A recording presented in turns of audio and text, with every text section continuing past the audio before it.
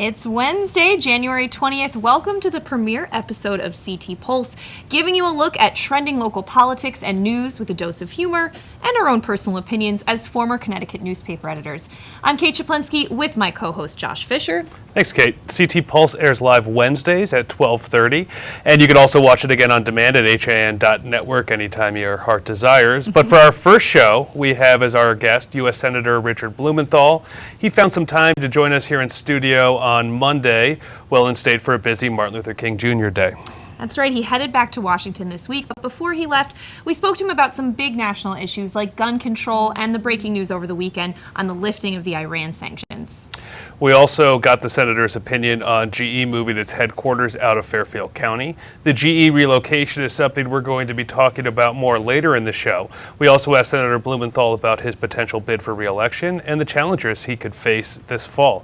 We'll give you his reaction on that. That's right, and we'll also be joined later by HAN Network's editorial cartoonist Doug Smith. So excited to have him every week on CT Pulse. He'll be giving us his take on the week's news. Always a lot of fun to talk with Doug and see what his mind comes up with, Kate. So we also have some other stories we're going to be talking about that are going on throughout the state. Yeah, we'll be keeping a lot an of eye interesting on. stories today, so we're going to be talking about that later. But first, Josh, Senator Blumenthal had some compelling remarks regarding two national issues that have been raising a lot of debate. That's the news that the Iran sanctions have been lifted and President Barack Obama's executive actions recently on gun control and the gun control fight as a whole. As we said, we spoke to him on Monday, Martin Luther King Day. He even added in a compelling Martin Luther King Jr. quote when we were speaking to him, but check out that interview right now. And now, Senator, some big news that came out over the weekend. Obviously, the economic sanctions against Iran were officially lifted. You were one of the last Democrats in the Senate to support the Iran nuclear deal. How do you feel about your vote against the Republicans' attempt to stop the deal? Well, first, I called more recently for the president to impose and enforce sanctions against Iran, called repeatedly for those sanctions as a result of Iran's building intercontinental ballistic missiles, which can be used to deliver nuclear warheads. And fortunately, just within the past 2 days, the president has heeded those calls. Most recently, I led a letter involving a number of my colleagues calling on the Secretary of State and the president to take this action. So I am gratified that he has taken the step of imposing sanctions on those 11 companies and individuals that have been selling components and parts for ballistic missiles. So far, Iran is complying with the nuclear agreement. It's filled the Iraq reactor with concrete, dismantled the centrifuges, tens of thousands that it was supposed to do, and it has also shipped out of the country about 98% of its enriched fuel, leaving it with insufficient amounts to really engage in a nuclear weapon program. So these steps are encouraging, but the simple, stark fact is we cannot trust the Iranians. Their history is one of deceit and deception, and so we need to be vigilant and vigorous in the enforcement of this agreement. And I will hold the administration accountable so that it will keep pressure on Iran to obey the specifics of this agreement. And we also need to provide funding and support for our allies in the region, Israel and other allied nations, in their fight against terrorism, which could be fueled by some of the money that will now be provided by Iran. I have sponsored legislation. I've led a bill that will provide for increased funding for military and other support to Israel and our allies in the region. And I'm hopeful that that bill will be adopted in some form, as well as providing for increased sanctions if in any way and for any reason Iran disobeys provisions of that nuclear agreement. So vigilance, vigor in enforcement and verification are absolutely necessary because we can't trust Iran to follow this agreement voluntarily. How do you trust us being able to keep an eye on what Iran is doing? You know, a lot of talk during the debate about this was that they have a lot of time to clear areas. Of course, we know that, you know, even if you clear away uranium or anything that's nuclear, that stuff will stick around for a little while. But how do you trust, like you said, we can't trust Iran, so how do we trust this deal? Well, we don't trust the deal. It's trust but verify. Okay. is the old Reagan axiom. And the way we do it is through surveillance, through all kinds of intelligence.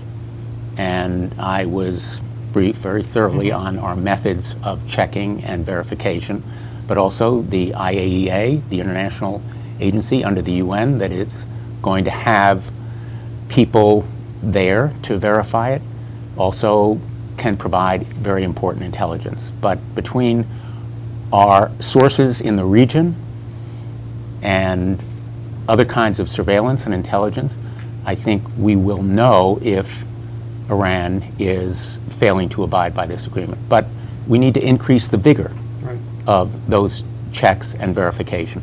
What's it going to take to get Israel to trust us that our country is working in good faith and working the right way to keep Iran from becoming a nuclear power?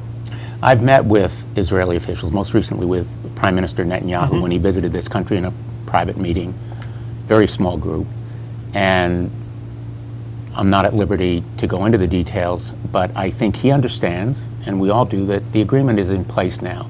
We need to go forward with support for Israel, not just at the current pace, but at a enhanced and intensified pace, so that it is second to none.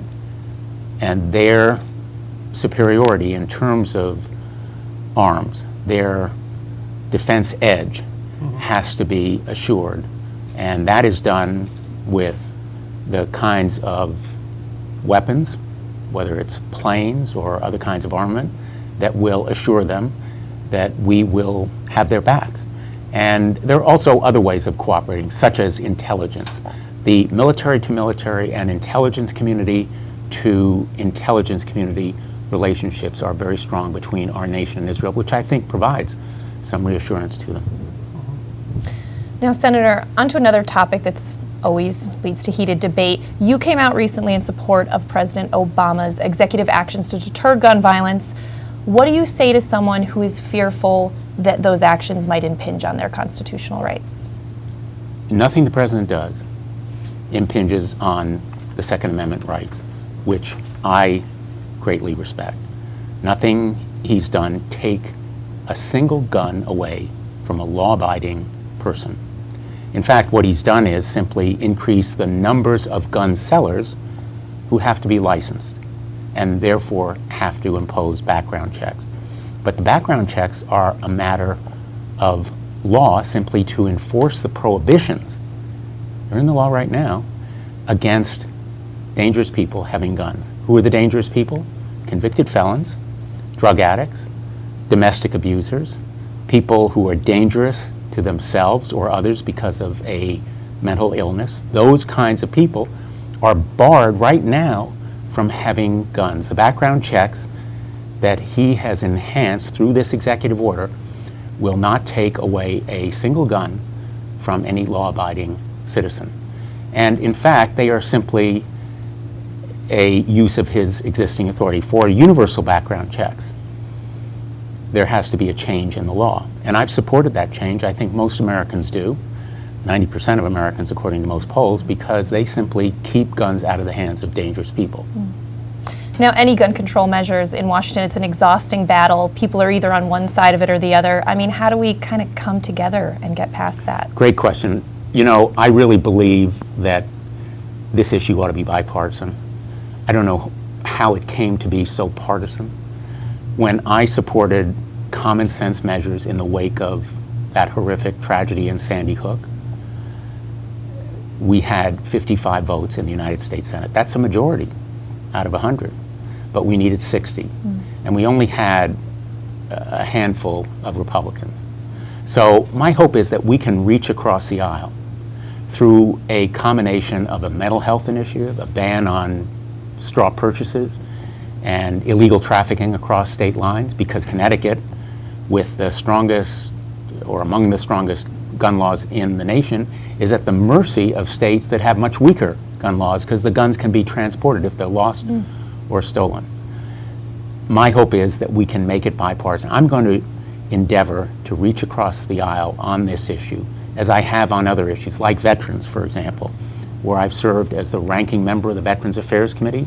We've passed measures that enhance health delivery for veterans, prompter, better health care, provide more job training and more jobs, as well as expanding the mental health aid for veterans. 22 veterans every day in this country commit suicide. And so I teamed with John McCain, a Republican, to pass the Clay Hunt Veterans Suicide Prevention Measure.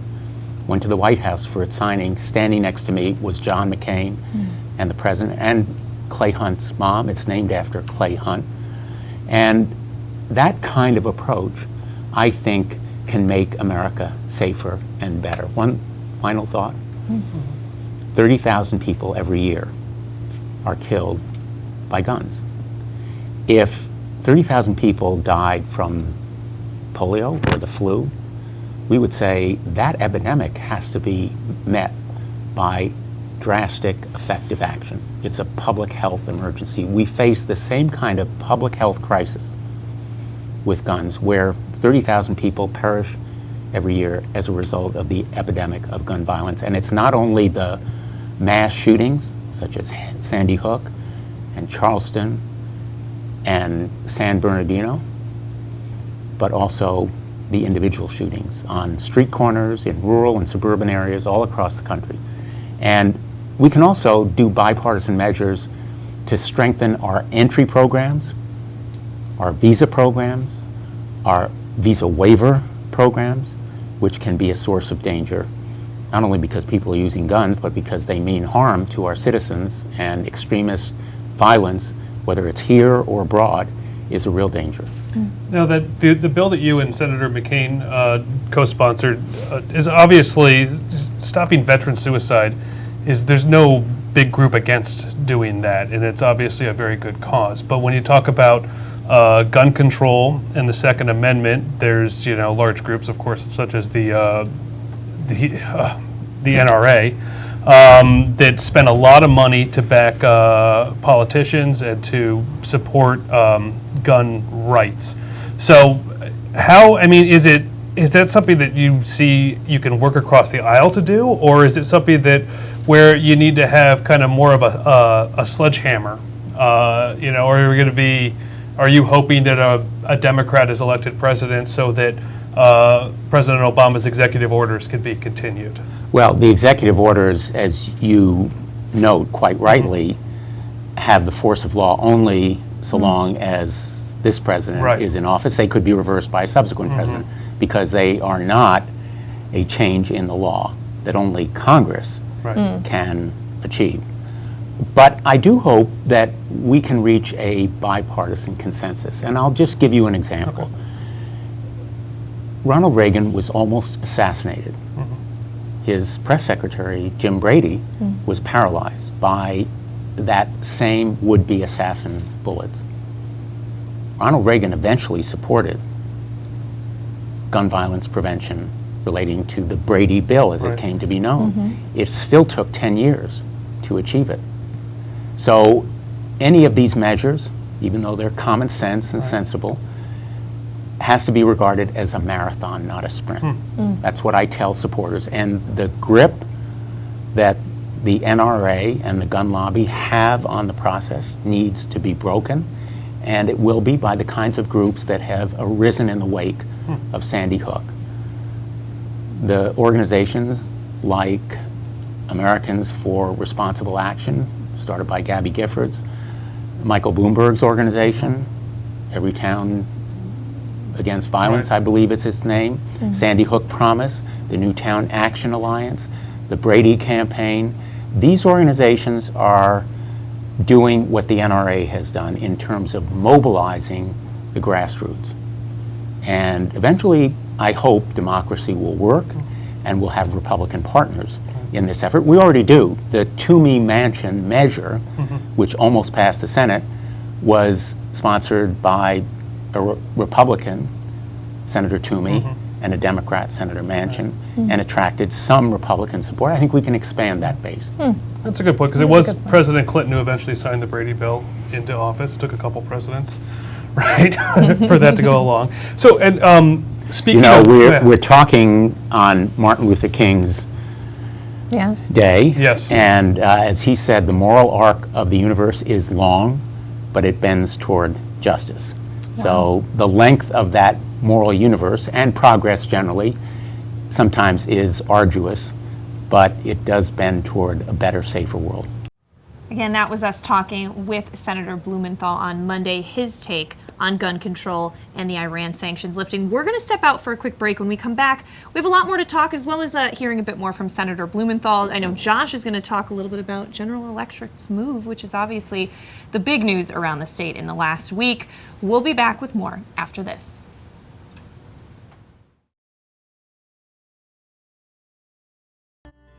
I really wanted something that felt like a home. Coming from a big house, I wanted the feel of a home as opposed to a condo. The construction is incredible, whether it's the floors, the fireplace, the moldings, the lighting. It's as peaceful as my home was in the middle of the woods. It feels like a house. It does not feel like a condo or a townhome. I feel like I'm in my house.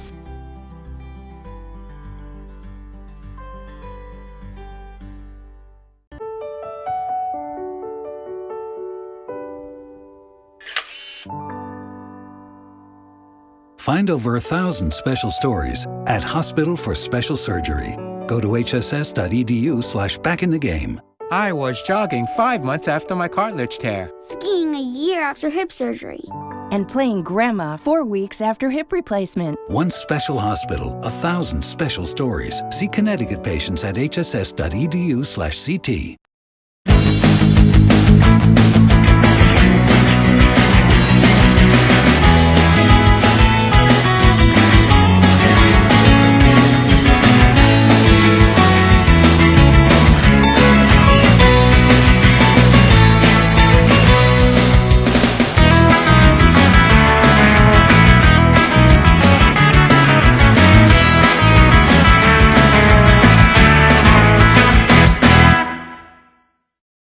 I'm Kate Czaplinski. Join us for Coffee Break, weekdays at 11 to get the latest Connecticut news, weather, high school sports, and more. News doesn't get any more local than on Coffee Break on the HAN network. You are watching the HAN network, and you're not alone. Nearly 500,000 viewers enjoyed our broadcasts in the first 5 months. Advertise on the network that reaches Fairfield County, Connecticut's most engaged audience. Contact Jessica Murrin, Advertising Director, at 203-273-7312 or email jessica@han.network.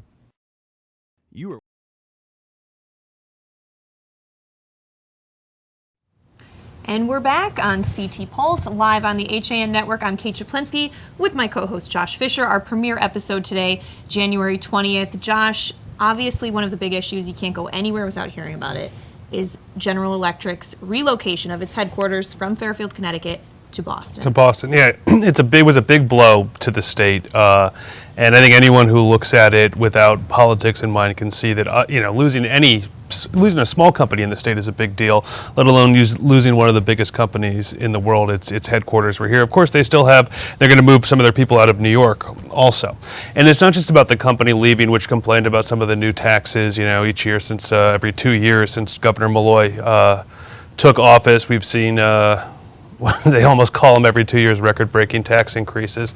But it's not just, of course, Kate, about the taxes, the corporate taxes. It's also about losing the people who GE's been here in Connecticut for decades, headquartered here, and we're going to have a lot of empty houses. It's going to hurt the real estate market. Connecticut's already been, had sluggish real estate. You talk to anybody who's trying to sell a house right now, it's not easy to do. It's going to be harder too now with a lot more empty houses. And you really, it's too bad for the town of Fairfield too. The first selectman there called it an emotional blow to the town. And of course, we're a resilient state. We could come back, but I think it just kind of hammers home about the economic policies of Dan Malloy and his administration and the Democrats who run Hartford, where it just is, there's a feeling, particularly down in this corner, in the southwest corner of the state, about how Hartford doesn't care about Fairfield County, whether it's about the rail system or the roads or the corporate taxes.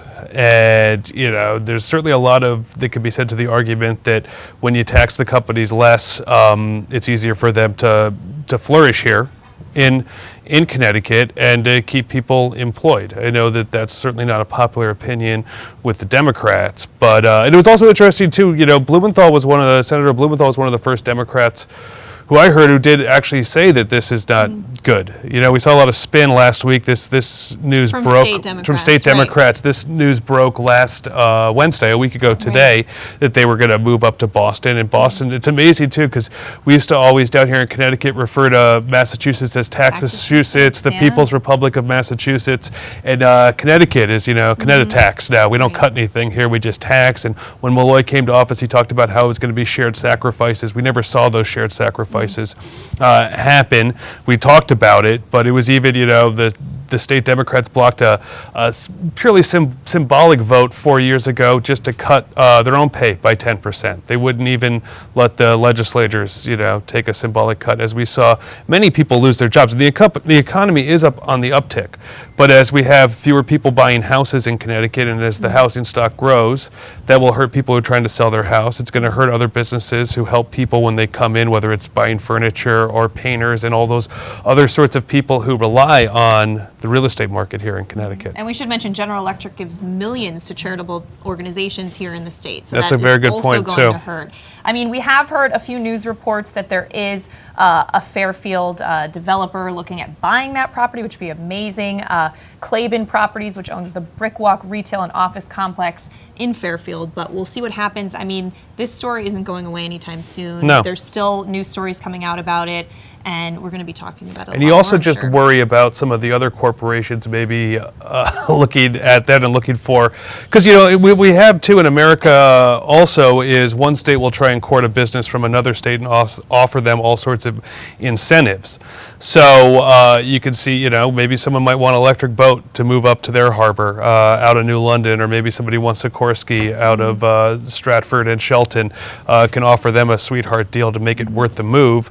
And then all the taxes then continue just to fall on the shrinking middle class here in Connecticut. It's not an easy place to afford to live right now unless you're rather well off, and it's not an easy, particularly we're seeing a lot of young people move out of this state, and that just is going to continue to raise our taxes and hurt others as well. Well, let's throw it to Senator Blumenthal's reaction when we asked him what he thought about the GE relocation. Eric's going to play that for us right now. Thanks, Senator. So, Senator, before we start talking about some of the things that have been going on in Washington, the big news here in Connecticut over the past week is GE announcing it's going to move up to Boston and relocate its headquarters, which has a lot of people down here in the southwest corner of the state worried. How do you see the economic outlook here in Connecticut? I'm disappointed, but GE will keep thousands of manufacturing jobs and a lot of high-skilled and high-paid positions here in Connecticut, and I'm determined to do everything I can to create jobs and drive the economy forward in any way, anywhere that I can do it. What are some of those ideas you have coming this year to help drive the economy forward here? My focus last year and this year will be on infrastructure, more railroads, bridges, which are a source of construction jobs, but also in the high-tech industry, providing for the kinds of tax credits that we did in some areas, like renewables, solar and wind, as well as tax credits for businesses that do research and development, and deductions for small businesses that invest in equipment. Those kinds of incentives for creating jobs are tremendously important, and the same kinds of work opportunity, skill training programs that I think are tremendously important, because there are jobs in many areas of the state, in many businesses, but I've spent a lot of time talking to small businesses, and they tell me they can't find people with the right skills, whether it's engineering or welding, to fill those jobs. And so I think skill training is tremendously important. And we're back. That was Senator Blumenthal's reaction to the GE move. And of course, one last thing that we spoke to the senator about. It is an election year. And there's going to be a lot going on soon, Josh. A lot that we'll be covering on this show. Oh, it's definitely. It's going to be. It's a state year. Every the governor's not up for re-election this year, but Senator Blumenthal is. Well, speaking of politics and presidents, you're up for re-election this year. You're running for your second term, we assume, in the U.S. Senate. But you're no stranger to statewide elections here in Connecticut. You were elected Attorney General 5 times. And this year we're seeing a lot of national attention for outsider candidates, whether it's Donald Trump or Ted Cruz on the Republican side or Bernie Sanders, your colleague in the Senate on the Democratic side. Where does Connecticut fit into this, and where does Senator Blumenthal fit into this outsider approach? Well, I've always fought for the people of Connecticut and battled for them when they confronted special interests or corporate interests as consumers, as residents of the state, and I'm just going to continue my work for right now in fighting for the people of Connecticut and working for them. And this, I have a quote that I want to put up here from your colleague, Senator Roger Wicker in Mississippi. We've been talking about, you've mentioned President Reagan a couple times, and he said last week at the Republicans' retreat in Baltimore, this is still the Connecticut that Ronald Reagan carried when he ran for president. There is a candidate out there, and his name may be Kudlow, that can articulate an agenda for working middle-class people in New England. Larry Kudlow of CNBC in Reading has been talking or asking people to beg him to run for Senate out there. What do you think about that? First of all, is this still the same? You were elected to the General Assembly for the first time when Reagan beat Mondale in '84. Is this still the same Connecticut? My focus right now, Josh, is really on serving the people of Connecticut as their United States Senator, doing my job, right, which is, I think, what they want, rather than speculating on politics. So that's going to be my focus. All right. But it is an election year for you, so you have to be, you've raised a good amount of money, and so he would be, if Kudlow did run, he'd be the outsider.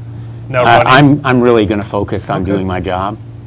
That should be my focus. It will be my focus, working and fighting for the people of Connecticut. We've got a lot of challenges in this new year, whether it's our national security in the Middle East, where we are at war against ISIS and ISIL, and we need to win that war with military force through special operations and greater use of our air superiority there, and intelligence interception, cutting off the money flow to our adversaries, ISIL and ISIS, and equipping and training our allies.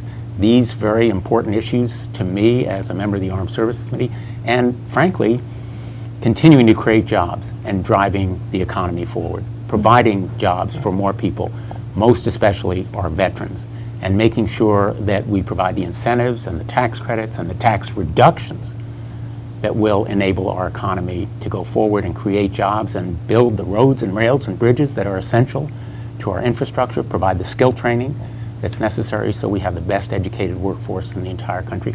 These challenges are what preoccupy me right now. So you are running for re-election then, right? That's my focus is on being the best possible senator I can have be. to ask. Well, the senator is being a little coy about whether or not he's up for re-election or going to seek a second term maybe this you want year. to make the announcement on the HN network. Well, I'm sure all that stuff is certainly scripted. He does of course. According to the FEC's his latest filing, he does have about $3.1 million of cash on hand.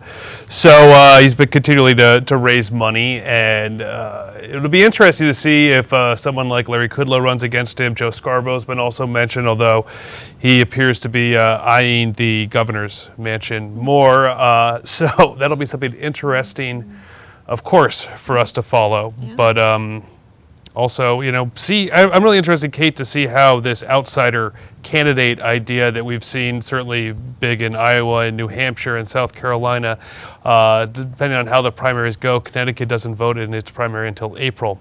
How that works, how that if someone like Trump would certainly he would have a good chance, I think, at the Republican nomination here, but so would people like Kasich and Bush and Marco Rubio if two of those three can get out of the other one's way. Right. But it's going to be, it could be a fun election year, Yeah. and we could be looking at things a lot differently here in Connecticut. Definitely. And we should say, if you want to change parties or register for a party, I believe the deadline for the April primary is next Tuesday. I think you have to register that already. So, but we'll talk more about that later. We're going to step out for a quick break. When we come back, Doug Smith, our editorial cartoonist, joins us, and he's going to give us a look at his take on some local news stories coming up after this. Had a sports injury that needs immediate care? Coastal Ortho Express Urgent Care gives you direct access to an orthopedic specialist quickly. Their highly trained orthopedic professionals expertly treat you without an appointment. Skiing, snowboard, or sports accident, sprain or fracture, Coastal Ortho Express can help. Coastal Ortho Express Urgent Care open Monday through Saturday in the iPark building at 761 Main Avenue in Norwalk. Call 203-845-2070 or coastalorthoexpress.com. Find them on Facebook at Coastal Ortho CT. Darien Sport Shop is a unique store because it's a family store. A busy mom can come in with kids in tow and find everything she needs for them, and even find a dress for herself for Saturday night. And if she's in a rush, she can simply go home and order it from us that night. We'll deliver it the next day. The Darien Sport Shop. We're pretty on the outside and amazing on the inside. Conveniently located with free and easy parking at 1127 Post Road, Darien, Connecticut. Or shop us online at dariensport.com. It's the new year. The to-do list is long and it's easy to feel pulled in many directions at once. Your professional personal shoppers at Walter Stewart's are ready to check groceries off your list by shopping for you. Save extra time this year and spend it doing more important things. Great food and wine delivered to your home with the same-day service. Shop Stewart's online at stewartsmarket.com. While there's still a bite out on the water, most anglers have decided to stow the gear for the winter. Just because Mother Nature isn't cooperating doesn't mean you can't see the latest models of all your favorite gear. With two convenient locations, it couldn't be easier to get your fix of summer. Boater, beach bum, fisherman, or simply love the New England coast, this is a unique place to shop. The Dock Shop, 51 Tokenique Road, Darien, 609 Riverside Avenue, Westport, or on the web, dockshop.com. Hi, I'm Rob Adams with my good friend Donald Eng, and we're the home team for Nutmeg Sports, Monday through Wednesday at 2 o'clock right here on the HAN Network. We are the place for all things Connecticut sports, so come hang out with us on Nutmeg Sports. Don? They don't call him the best color man in the game for nothing. Nutmeg Sports, 2 o'clock, Monday through Wednesday right here on the HAN Network. And we're back on CT Pulse, live on the HAN Network. I'm Kate Czaplinski with Josh Fisher, and it's time for our first segment, Drawing Conclusions, with our editorial cartoonist, Doug Smith. We're so excited to have him every week. He's going to give us his take, and that is Doug in cartoon form, by the way. That is me. And that's the real Doug. So, Doug... See the resemblance? Yeah. Yes, a little bit. So you do that graffiti with chalk, or is that wax? Yeah, chalk, I guess. Yeah, okay. Well, Doug, we're so happy to have you. Thank you. And of course, one of your timely cartoons we're going to talk about first is based on the General Electric headquarters move. Let's put that up there, Eric, if you can find it. Eric's drawing his own conclusions right now. And they're inconclusive. Quick, I'll redraw it. Yeah. Get an easel over here, somebody, please. There it is. All right, so Doug, tell us a little bit about your thinking with this. Well, I call it sort of a triple threat there. I mean, you've got the, seems a lot brighter. It's illuminating the state, obviously. Then they're saying it's brighter because their future is a little bit better because of it. And brighter as in maybe they're a little bit smarter for luring away. Well, times have really changed. You know, years ago, you couldn't see anyone from Connecticut saying someone from Massachusetts was brighter. My dad's from Massachusetts. So, Doug, another sort of political cartoon you did that was more heartfelt was about the passing of State Representative Terry Backer. Can you tell us a little bit about this one? well, sure, everyone knows, you know, I'm from Stratford, and we all know he's done so much for the sound in his lifetime. So it was just, I wanted to do a little homage to him, looking down on his beloved sound, and he's always there watching over us. Yeah, he was very involved in Long Island Sound's preservation and as well as the community garden. Right, which they're naming after him, which is kind of nice. And yeah, and so I love that, Doug. You can do a nice mix of like humor, some scathing yep. political commentary, but then you can also do those emotional cartoons. They're a little bit more sensitive. And another one you did, an issue that's come up in Ridgefield about where to put the Sendak, the Maurice Sendak Museum. Tell us a little bit about this one. Well, I was just reading last week. Again, like you said, they're looking around for a spot. They had a couple ones in mind, but those fell through. So poor Max from the story there is heading out to look for a spot. We'll be floating across Great Pond there. Yeah, exactly. Ready in line. Now, how do you feel about Maybe that? he's floating in Branchville because it's always flooding. When drawing another artist's characters, like, what's your take on that? Obviously, you made Max your own, but... Right. I mean, you know, it's a privilege to think that I could maybe draw like Sandak, so hopefully someone won't be offended. Now, I have to ask about this one. Pisani Poultry. Okay, well this... Can you explain this one to us? Well, Joe Pisani, he does a great column for our paper. Did I say Very that? Popular. And, I love his stuff. And he talks, you know, it's just wry observations on just our schlock culture and how everyone's obsessed with the Kardashians and things like that. And I mean, I love the thing. So he talks this last week, I guess this was about how his wife's always picking crumbs off him, while he was spilling food on his shirt. So just basically speaks for itself. And finally, one relatively seasonal one now about Christmas trees, Oh, but well, also a little touch of Doug Smith humor in Yep. there. Or as John Kovacs calls it, my dad humor. Dad humor. Tell us about this. Just a lot of the towns started last week with their tree pickup on the curb. So Yep. When are you going to toss that tree out? It's not quite dry yet. you can say his martini's not dry yet, or the tree's not dry yet. Or Oh, that's right. And one we forgot to mention that you did for the Lewisboro Ledger, which is our one Westchester County paper, about the closing of Le Chateau. La Chateau. Yeah, La Right. Chateau. Just a little bad pun here. Ziplan. I like that. Les Chateaux, not Les Chat. But yeah, that's a very popular longtime restaurant. Oh yeah, very nice restaurant right there on the Ridgefield line in South It's Salem. been an icon along with all the others that have closed and opened. It's the kind of, Light and Tavern, that's the Cobb's Mill, the Three Bears, the Red Red Barn, Barn, the talk about the Roger Sherman Inn in New Canaan Right. and its future, which I know you've done cartoons on, and that whole kind of move away from those more old-fashioned type dining places, right, to the tapas and the new wave type of food that we're seeing. So yeah. Well, Doug, before we let you go, what are you working on right now? Anything? Any issues that you're planning to draw? Nothing yet. I've got Joe's columns to illustrate for next week, and you know, I usually do them like a couple days beforehand, as soon as I try to get the most cutting edge news. So. Yeah. We do, and we do have to say, it takes a lot of creativity to sum up a news story in one small drawing. So thank you. And I think in 1 week we're going to have to do Doug's rejected cartoons, the cartoons that went too far that editors rejected. Yeah, I have a couple of those, but I don't know if we can show some of those. Yeah, we're going to have to figure that out. I'm going to fight. I'm going to fight for this those to be on. This show's supposed to be a little more edgy, so we'll have to do something like that, Doug. All right, well, Doug Smith, our editorial cartoonist, thanks so much, Doug. Thank you. Thanks, Doug. All right, we're going to step out for a quick break. When we come back, we're going to start to wrap things up, but we're going to share some of the big stories that we're following today, coming up on CT Pulse after this. Healthy, confident smiles begin at Stratford Orthodontics. Conveniently located on Main Street, we are Stratford's hometown orthodontist. We offer the latest in orthodontic technology, including Damon braces and Invisalign.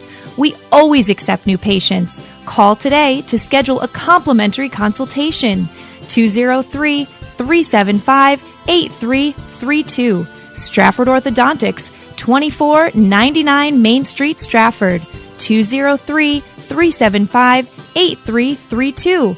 And online at stratfordsmile.com. Do you do a lot of running around but get nowhere when you're buying a car? Visit Pamby Chrysler Jeep Dodge and Ram for the one-stop buying experience and stop spinning your wheels. In Pound Ridge since 1993, the Wine Connection is one of America's best wine shops. Visit our beautiful store for the greatest in wine and knowledgeable service. With wonderful values from around the world, to collectibles for your cellar, we are your one-stop source. Visit our online shop at wineconn.com and make sure to sign up for email updates. With great offers, new arrivals, and special events, don't miss all the action at The Wine Connection, including tastings every weekend. The Wine Connection, located at 32 Westchester Avenue, Pound Ridge, New York. I'm Denise DiGregoli, the host of The Drive on the HAN Network. Join me Tuesdays for some motivational, intelligent talk with a little humor as we visit with people who live their lives mindfully. Tune in to The Drive live on Tuesdays, 12:30, here on the HAN Network. I'm John Kovach. I'm a newspaper editor. I'm a high school football coach. I'm a television presenter. And I want you to love fishing as much as I do. Tune in to Yankee Fisherman, Thursdays at 1 on the HAN Network. It's like going to the tackle shop without leaving your office. And we're back on CT Pulse, the premiere episode. I'm Kate Czaplinski with Josh Fisher. And part of what we're going to do on this show every week is give you a look at some of the stories that captured our attention. Josh, I know one just broke this morning. Yeah, the Hartford Courant this morning reported that Andres Ayala Jr. has resigned as State Department of Motor Vehicles Commissioner after what the paper called a, quote, nightmarish year of problems. Those problems have included problems with a new computer system, a tripling of wait times for DMV customers, erroneous revocation of drivers' vehicle registrations, and the release of false information to the public. The Courant does note that word of Ayala's impending departure, which would become official on Friday, that came 2 days after the Hartford paper submitted a Freedom of Information request and questions the commissioner's hiring of a fellow Bridgeport resident who had pleaded guilty in 2006 of felony drug charges in state superior court and served time in prison. Ayala, a Democrat and a former social studies teacher, served one term as Bridgeport state senator and was appointed by the governor about a year ago. Wednesday morning, Malloy's office declined to comment on the resignation, that according to the Hartford Courant. Yeah, interesting news there. We want to be talking about that a lot more, perhaps next week. Yeah, and we certainly do, and anyone who's been to the DMV lately saw that the changes they made, they said it was going to improve wait time. It hasn't. It's it's still continues to be one of the worst places to be stuck with on a day. State Republicans have been jumping on that. I know there's been columns in a lot of our local papers and opinion pieces written. So all 10 state Republicans, 10 Republicans in Connecticut are firmly against the DMV. So yeah, we'll definitely be updating you on that, but an interesting story there. And another story by our own Chris Burns, who's our Reading pilot editor that is just coming out now, is a group of people or a single person who appear to be gun control advocates have been posting negative reviews of local grocery stores that ostensibly allow the open carry of firearms by their patrons. The affected stores include Bethel's Big Y, all Caroluzzi's Markets, and Stu Leonard's, though some have suggested a national group, Moms Demand Action, is behind the campaign. A spokesman confirmed this morning the reviews were not sanctioned by that group. While the social media reviews have sparked an online debate on open carry laws in Connecticut and the role small businesses play in local politics, no organized boycott against Caroluzzi's Market or other grocery stores appears to have taken hold, as was suggested by some other media outlets. There's a lot more on that story at thereadingpilot.com, especially interesting since we've been talking a little bit about gun control. I know last week a video on liveleak.com that was taken in a Bridgeport subway of a police officer asking a man to see his permit who was carrying a firearm. Interesting debate there. Which this, according to most of the state laws too, is you have to show your permit if you're committing a crime, and the police don't. And the police ended up letting him go. All he did was he couldn't get a sandwich at Subway, which is not always the worst thing to happen to you, I think. Maybe go get a slice of pizza or something at Pepe's. But I think also what's interesting these whole things is these people come out against these companies for not having a sign up that says you can't have it. Like, we don't have a problem. There's not a bunch of people in the produce section at Caroluzzi's in Reading, Connecticut who are, have AK-47s over their shoulder. So I think, especially a smaller market like Caroluzzi's trying to, survive with so much competition. It's kind of silly, and it's something in Connecticut that we haven't really had to deal with. Target had to come out against people having, carrying guns inside their stores after it was a big national type of store, and you had people down south doing that. I think that these are the types of things that get away from the point, and people will focus on this stuff as opposed social media exactly. And finding something to be righteously angry about, which I think sometimes is putting people's attention on the wrong things. Social media is great. It's also the absolute worst thing ever to happen in the history of the world, I think. What else are we looking at? Follow us on Twitter and like us on Facebook. Well, one story, more of a local town story that I found interesting this week that we've been following from the New Canaan Advertiser, has a lot of interesting elements, including angry neighbors, property owner rights, and cute fluffy animals. Last week, we shared an Advertiser story on neighbors being upset that a private homeowner was setting animal traps that they thought were inhumane or cruel to the animals getting caught, like the fox in this photo right here. Since then, others have chimed in, including the Connecticut Humane Society. 4 New Canaan residents and a wildlife conservationist contacted the Advertiser during the past week to protest the trapping happening at a Briscoe Road residence. Now, of course, this is difficult. Trapping is legal on private property, and I'm all for, as long as what you're doing on your property is legal, you can do what you want on your private property. However, I think a lot of people are saying, is there better traps that could be set maybe if we work together? But it's well, it depends on what you want to do. What are you doing with the fox? I mean, if maybe what if you want a nice little shawl or something? I don't know what you do with the foxes.